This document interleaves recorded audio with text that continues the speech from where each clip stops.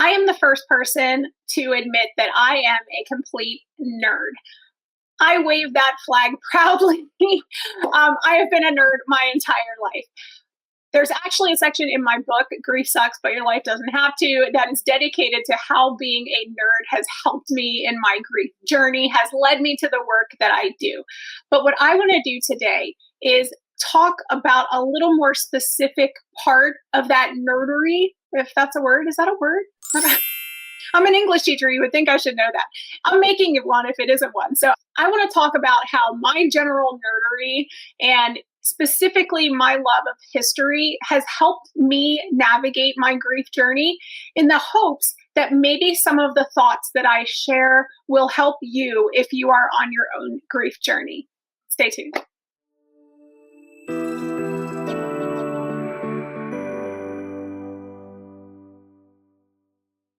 So the title of this video is How History Teaches Us to Navigate the Sea of Grief. And I truly think that it can. I'm going to apply this to my own grief journey and just kind of explain to you how studying history helps me. And then maybe you can take whatever you can out of it in the hopes that it will help you. There is just something uniquely comforting about the past, and not in that, the good old days kind of past, because let's be honest, for a lot of people in a lot of time periods, the good old days were definitely not that great. That's not the kind of past that I'm talking about. Rather, what I'm talking about is how learning about history can show us now in the present ways to build resilience. And it can honestly give us hope. History is like a manual on the human spirit and how to survive even the worst storms when you feel like you're drowning and you can't even see the shore.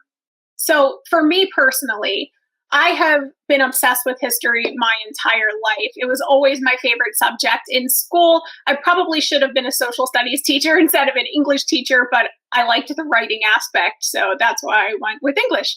Anyway, my specific areas that I'm super interested in are the Tudor history period of England. And also I'm really interested in colonial American times, in westward expansion. And more recently, you might be familiar with the author Kristin Hannah.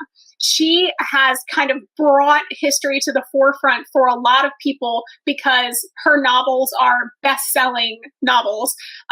So for example, I have recently read The Nightingale of hers. I've read The Four Winds, and I'm currently reading The Women. So The Women is about Vietnam, and The Four Winds is about the Dust Bowl. And I learned so many traumatic things that I did not know about the Dust Bowl. And The Nightingale is about World War II. And in all of these countless historical novels that I have read, and it literally is countless, I have no idea.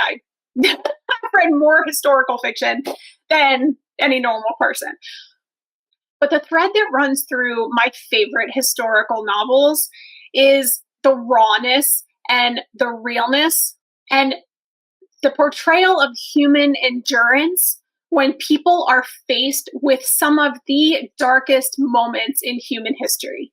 For me, it is a reminder that grief in its infinite amount of forms is a common experience across everyone in this world, across all of our pasts. I realize that that might sound like a really weird form of solace that I get from reading these kinds of stories and learning about history. But for me, what studying history does and reading these kinds of stories and watching movies about history, learning all of this history stuff really comes down to reminding me that across the world and across spans of time, that countless other people have suffered and struggled and gone through the worst types of grief imaginable and still managed to keep going and still managed to keep putting one foot in front of the other, no matter how difficult it was. I am not in any way saying that learning about history is going to diminish your pain. It's not. I know this from losing my 10-year-old daughter and my parents and my stepmom and my sister and my sister-in-law and all the people that I've lost.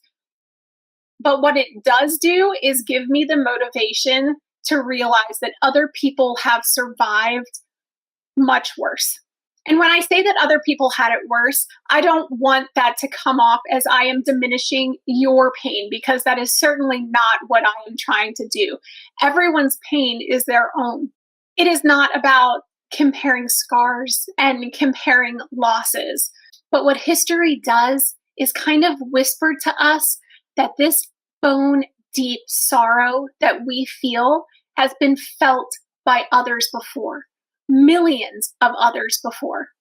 It has been felt through wars. It has been felt through natural disasters. It has been felt in the struggle for rights. It has been felt in so many ways.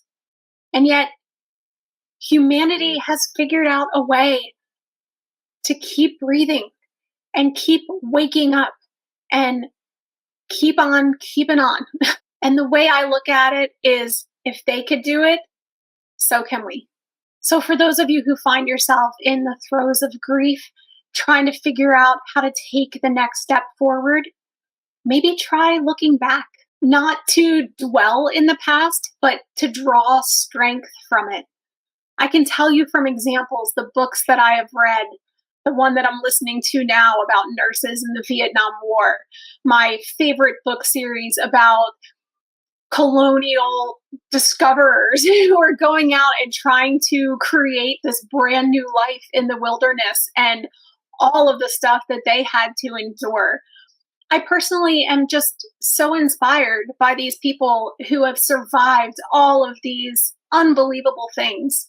For me, history is never just a record of events. It is never just boring battles and dates on a calendar.